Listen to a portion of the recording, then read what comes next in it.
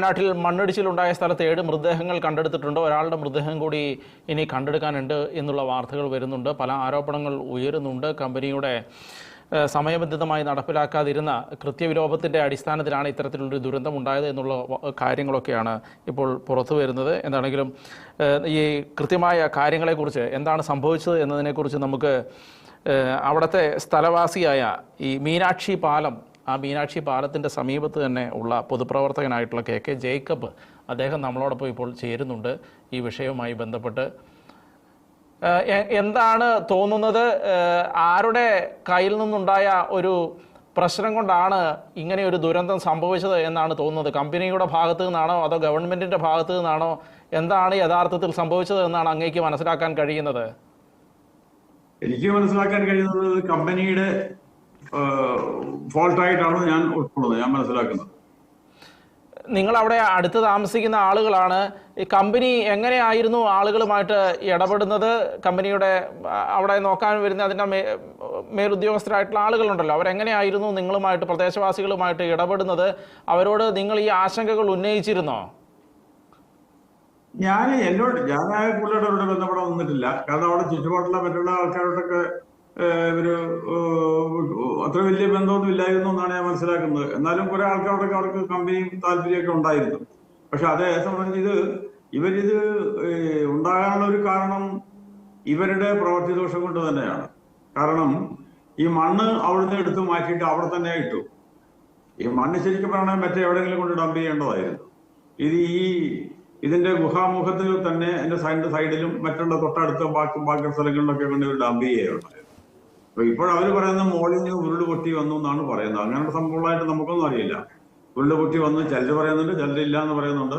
പക്ഷെ ഉരുള് പൊട്ടി വന്നാൻ സാധ്യതയില്ല. കാരണം ഈ മണ്ണ് അവിടെ ഇട്ടിട്ട് ശരിക്കും പറയുകയാണെന്നുണ്ടെങ്കിൽ ഇതൊരു നല്ല ഒരുപാട് ഹൈറ്റിൽ കട്ട് ചെയ്തിട്ടുണ്ട്. ഞാനൊക്കെ ഈ യൂറോപ്പിലൊക്കെ പോയ സമയത്ത് നമുക്ക് കാണാൻ കഴിഞ്ഞത് ഈ ടണലിന്റെ മുഖത്ത് ശരിക്കും പറഞ്ഞാൽ മണ്ണ് കട്ട് ചെയ്ത് നീക്കത്തില്ല. അപ്പൊ ഇതൊരു ചെറിയ കുന്നാണ്. ഈ കുന്ന് ഈ റോഡ് വരെ നിൽക്കുന്നതുകൊണ്ട് അതെല്ലാം ഉറച്ചു നിൽക്കുന്ന സ്ഥലമായിരുന്നു. അപ്പൊ അത് കട്ട് ചെയ്ത് കഴിഞ്ഞപ്പോൾ ഇവര് പാറ നോക്കിയിട്ട് കട്ട് ചെയ്തതാണ്. ഈ പാറ വളരെ അടിയിലായിരുന്നു. അവര് വീണ്ടും അങ്ങോട്ട് മുന്നോട്ട് എടുത്തെടുത്ത് പോയിട്ട് ആ മണ്ണ് അവിടെ തന്നെ ഇട്ടു. ഇത് നല്ല മഴയുണ്ടായിരുന്നു. ഈ പൊട്ടുന്നതിന്റെ 4 ദിവസം മുമ്പ് നല്ല മഴയായിരുന്നു. ഈ വെള്ളം മുഴുവൻ അവിടെ തങ്ങി. അത് പോരാൻ നിവൃത്തിയില്ലാതെ വന്നു. തന്നെയുമല്ല, ഇതിനു മുമ്പുള്ള കാലഘട്ടങ്ങളിൽ അവര് അവിടെ ഈ മഴക്കാലത്ത് ഉറവ് വരും. ഈ ഉറവക്കണ്ണിൽ ഇവര് കട്ട് ചെയ്ത് കഴിഞ്ഞ സ്ഥലത്തെ ഉറവക്കണ്ണിൽ ഇവര് സിമെന്റ് ഇട്ടിട്ട് അടച്ചു കളഞ്ഞു. മറ്റേ പല ഭാഗത്തെ ഉറവക്കണ്ണുകൾ നിന്ന് പോയിട്ടുണ്ട്. ഈ ഉറവ വരുമ്പോൾ ആ വെള്ളം അങ്ങനെ പുറത്തോട്ട് പോകുന്നതിന് പകരം അവിടെ സ്റ്റോർ ചെയ്ത് പോയി. ആ സ്റ്റോർ ചെയ്തതിന്റെ അടിസ്ഥാനത്തിലാണ് അവിടെ ഈ പൊട്ടലുണ്ടാകാനുള്ള കാരണം. ആ വെള്ളം മുഴുവൻ ഇവര് ഇതിന്റെ കട്ട് ചെയ്ത ഭാഗത്ത് കുറെ സ്ഥലത്ത് ഇവര് കോൺക്രീറ്റ് ചെയ്തിരുന്നു. പഴയ സ്ഥലത്ത് ഇവര് പ്ലാസ്റ്റിക് ഇട്ട് മൂടി വെച്ചിരുന്നു.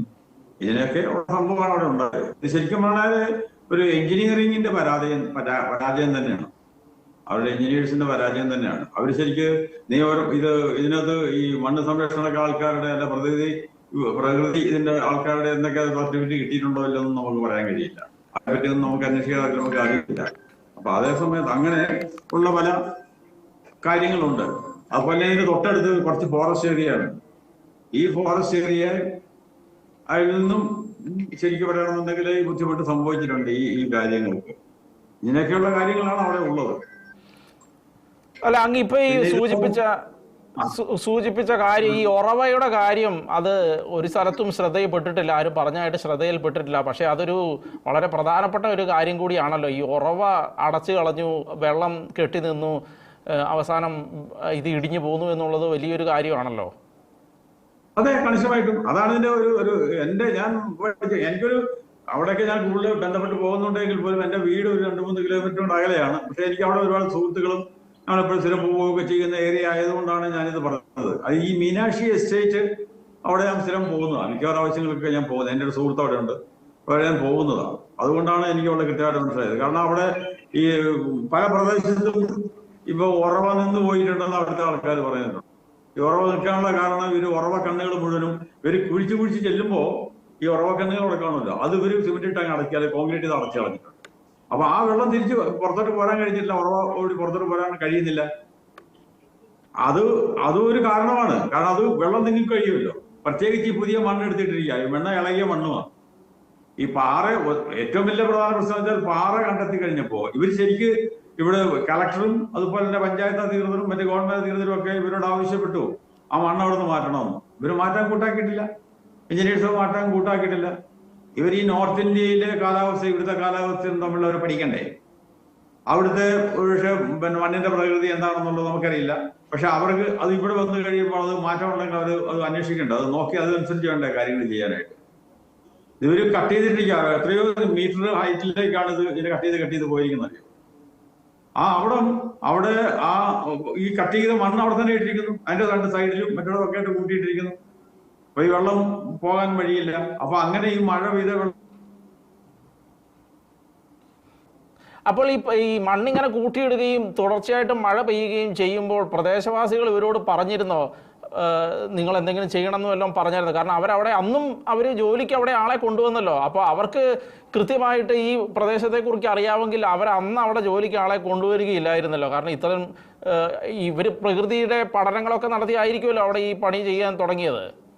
ഒരു പഠനം നടത്തിയായിട്ട് നമുക്കറിയില്ല, ഉണ്ടെങ്കിൽ ഇത് സംഭവിക്കില്ലല്ലോ.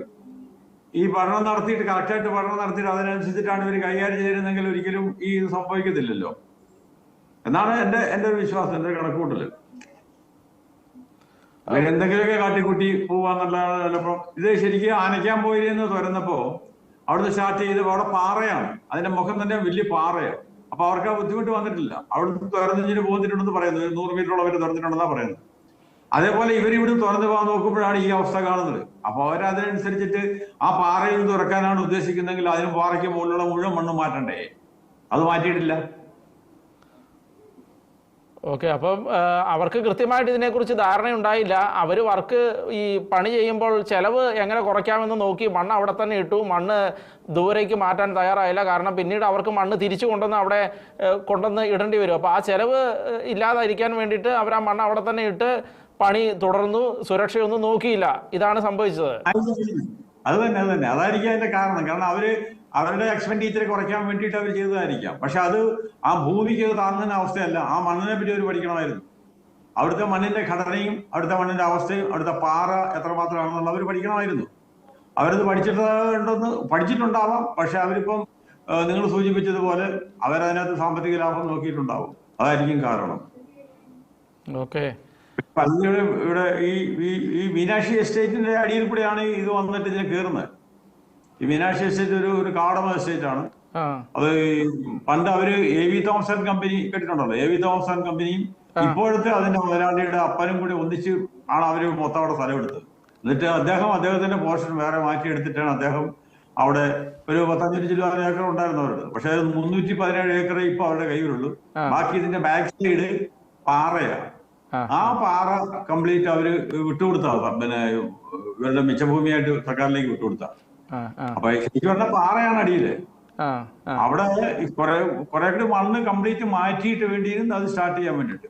അതല്ല എങ്കിൽ ഇത് കറക്റ്റ് ഈ ടണലിന്റെ വലുപ്പത്തിൽ മാത്രം ആ ഭൂമി അവിടെ നിലനിർത്തിക്കൊണ്ട് തന്നെ, ആ മണ്ണ് അവിടെ നിലനിർത്തിക്കൊണ്ട് തന്നെ അവർ ഇത് ടണൽ ചെയ്ത് പോകുന്ന സംവിധാനം വല്ലോ ആധുനിക സംവിധാനത്തിൽ ചെയ്യണമായിരുന്നു. കാരണം ഇതിന്റെ ഡയമീറ്റർ കറക്റ്റ് ചെയ്തിട്ട് ഈ ടണലിന്റെ മുകളിൽ ഉള്ള പിന്നെ ഈ കോൺക്രീറ്റിനും കൂടെ ഉള്ള അത് കണക്കാക്കിയിട്ട് അതിനെ ടണൽ ചെയ്ത് ഇതിന്റെ കൂട്ടത്തിൽ തന്നെ ഇത് കോൺക്രീറ്റ് ചെയ്ത് പോയിരുന്നെങ്കിൽ ഈ മണ്ണ് ഇടിച്ചിട്ടുണ്ടാകുമായിരുന്നു എന്ന് തോന്നുന്നില്ല. അതിന്റെ നമ്മളിപ്പോ തോന്നുന്ന ഒരു തോന്നലാണ്. അപ്പൊ എഞ്ചിനീയറിംഗ് വശം എന്താണെന്ന് നമുക്കറിയില്ല. പക്ഷെ നമ്മൾ മറ്റുള്ള സ്ഥലങ്ങളിലൊക്കെ കണ്ടിരിക്കുന്നത് അങ്ങനെയാണ്. കാരണം ഭൂമിക്ക് യാതൊരു ഇളക്കവും കൂടാതെ, ഇപ്പൊ യൂറോപ്പിലൊക്കെ നമ്മൾ യാത്ര ചെയ്തപ്പോൾ കണ്ടിട്ടുണ്ട്.